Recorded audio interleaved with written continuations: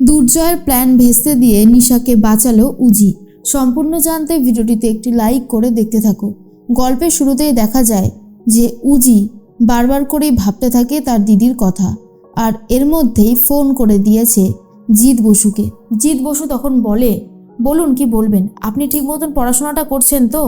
তখনই উজি বলে, হ্যাঁ আমি ঠিক মতনই পড়াশোনা করছি, আমার যেই বইগুলো দরকার ছিল আমি সবগুলোই আনিয়ে নিয়েছি, আর পড়াশোনাটা এখন আগের মতোই ভালোভাবে করতে পারছি। তবুও যদি আমার কোনো সাহায্য লাগে দয়া করে আপনি যদি একটু সাহায্য করেন ভালো লাগবে। জিৎ বসু বলে, অবশ্যই, আপনি আমাকে বলবেন যে আপনার কোন বিষয়ে সাহায্য চাই, আমি নিশ্চয়ই আপনাকে সাহায্য করব। এর মধ্যে উজি বলে, আরও একটা বিষয় বলার ছিল, সেটা হলো আমার দিদির কালকে জন্মদিন, ওর জন্য আমি একটু পায়েস রান্না করছি, যদি একটু ওর সাথে দেখা করতে দিতেন আর ওকে এই পায়েস খাওয়ানোর সৌভাগ্যটুকুও করে দিতেন আমাকে, খুব ভালো হতো। জিৎ বসু শুনে তো অবাক হয়ে যায় আর ভাবে কালকে নিশার জন্মদিন। ঠিক আছে, আমি জেলা সাহেবের সাথে কথা বলে আপনার আসার ব্যবস্থাটা পাকা করে রাখছি, তবে আমার যতদূর মনে হয় খাবারটা সিকিউরিটি দিয়ে চেক করিয়ে তবেই দেওয়ার ব্যবস্থা করা হতে পারে।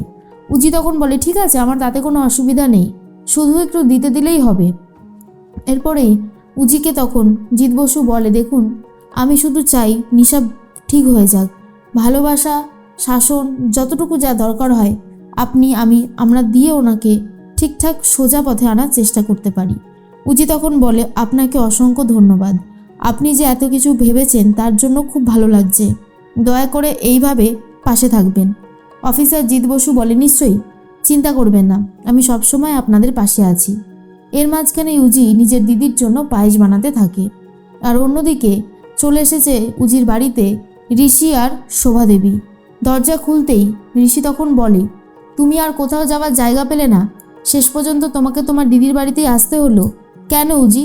কেন তুমি আমাদের বাড়ি ছেড়ে এখানে চলে এলে? তখনই উজি বলে, কেন আসবো না কেন? আর তার থেকে বড় কথা, ওখানে থাকাটা আমার জন্য সেফ নয়। আমি বারবার করে সবাইকে এটাই বোঝাতে চেয়েছিলাম, আর সবাই আমাকে দোষও দিচ্ছিল, কাকুমণি, বাবা, এমনকি মা, তুমিও তো চাওনি আমি ওই বাড়িতে থাকি, তাহলে আমি আর ওই বাড়িতে কিসের জন্যই বা থাকবো, তাই না? আমি চলে এসেছি, আমার তো মনে হয় আমি সবাইকে মুক্তি দিয়েছি। ঋষি বলে, চুপ করো, এ সমস্ত আউফাও কথা বলে কোনো লাভ হবে না। শোভাদেবী বলে, কিন্তু তুমি এই বাড়িতে এসেছো কেন? হ্যাঁ, আমাদের রাগ হয়েছিল আর সেই জন্য তোমাকে কয়েকটা কথা শুনিয়েছি, তাই বলে এইভাবে তুমি আমাদেরকে ছেড়ে চলে আসবে? এইটা কিন্তু তুমি খুব ভুল করেছো উজি। এর মধ্যেই ঋষি বলে, চলো বাড়ি ফিরে চলো। আর তুমি কি রান্না করছো, পায়েস কার জন্য? উজি সত্যি কথাটাই বলে আর বলে যে আমার দিদির জন্য, কারণ আমার দিদির কালকে জন্মদিন আছে, সেই জন্য আমি আমার দিদিকে পায়েস খাওয়াতে যাব আর কি। এরপর উজির কথা শুনে ঋষি বলে, বাহ, তুমি তো দেখছি তোমার দিদির সাথে সেই রকম যোগাযোগ রেখে চলেছ। তোমার দিদিকে যে ঠিক পথে ফিরিয়ে আনতে গেলে কতটা স্ট্রাগল করতে হবে, তুমি কি সেসব কথা ভুলে গেছো? উজি তখন বলে, আমি কোনো কথাই ভুলে যাইনি, আমার সব কথাই মনে আছে, কিন্তু আমাকে আমার স্ট্রাগলটা করতে দিতেই হবে। এর মাঝখানে উজি এটাও বলে দেয় শোভাদেবীকে যে তুমি তো চাওনি আমি পুলিশের পথে পা বাড়াই, তুমি চেয়েছিলে আমি ব্যবসা করি, কিন্তু আমি যদি পুলিশ না হই তাহলে আমি আমার দিদিকে সঠিক পথে ফেরাতে পারবো না। আমি চাই আমার দিদিকে সঠিক পথে ফেরাতে। ঠিক সেই মুহূর্তেই ঋষি বলে, জানি না তুমি কি করতে চলেছো, তবে তুমি খুব অন্যায় করছো, এই কথাটা মাথায় রাখবে। শোভাদেবী বারবার করেই বলে, তুমি বাড়ি ফিরে চলো, কিন্তু উজি ফিরতে চায় না। অন্যদিকে দেখা যায় দুর্জয় ফোন করেছে, একজনকে ফোন করে বলে দেয় ঠিক কি করতে হবে, কিভাবে সবটা সাজাতে হবে, নিশাকে জব্দ করার কথা বলে দেয়। অন্যদিকে উজির সাথে ফোনে কথা বলতে থাকে জিৎ বসু, বলে দেয় যে ব্যবস্থা করে দিয়েছি, আপনি অবশ্যই আসতে পারবেন, তবে খাবারটা চেক করিয়ে দেওয়া হবে নিশা মিত্রকে, ব্যাস আপনার কোনো আপত্তি নেই তো? তখনই উজি বলে, না আমার কোনো আপত্তি নেই, আপনি যা বলছেন তাই হবে।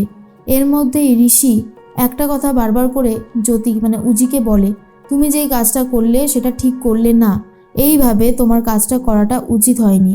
উজি বলে, আমি চেয়েছি তোমাকে ভালো রাখতে, তোমাকে ভালো রাখার জন্য যা যা করার আমি সবটাই করতে রাজি আছি। উজিকে তখন ঋষি ছেড়ে চলে যায়। এর মাঝখানেই যখনই পায়েসটা রান্না করছিল তখনই একটা ফোন চলে আসে উজির কাছে, আর উজি জানতে পেরে যায় সবটা। তার মাঝখানেই জেলে চলে গেছে উজি, যাওয়ার চেষ্টা করছে আর কি। আর তার মধ্যেই নিশাকে ঘুম থেকে ডেকে তুলে দেয় কনস্টেবলরা আর বলে, তুই সবসময় বলিস না বাইরের হাওয়া বাতাস লাগাবি, হাওয়া খাবি, চল তোকে আমরা আজকে বাইরেই নিয়ে যাব।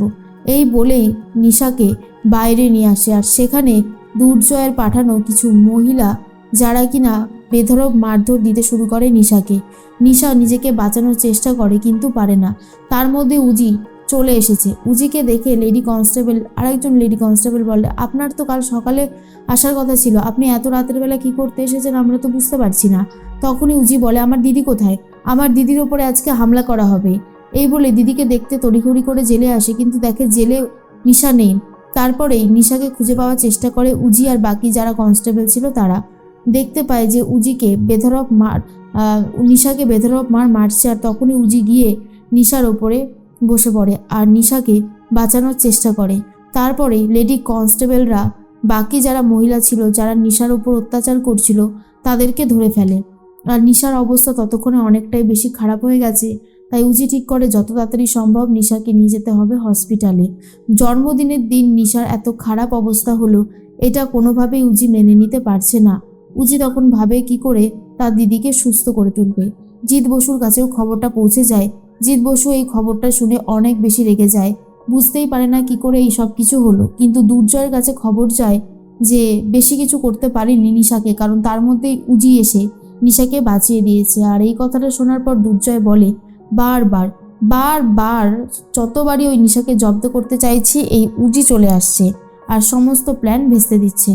তখনই ঋষির কাছে খবর যায়। ঋষি তখন বলে, উজি তোমাকে কোন ফোন নাম্বার থেকে ফোন করেছিল, সেই ফোন নাম্বারটা ট্র্যাক করলে আসল অপরাধীর নাম জানা যাবে, যে কে তোমাকে খবরটা দিয়েছে, কারণ সে খবরটা কোথা থেকে পেল। কিন্তু ঋষিকেই সন্দেহ করতে শুরু করে উজি।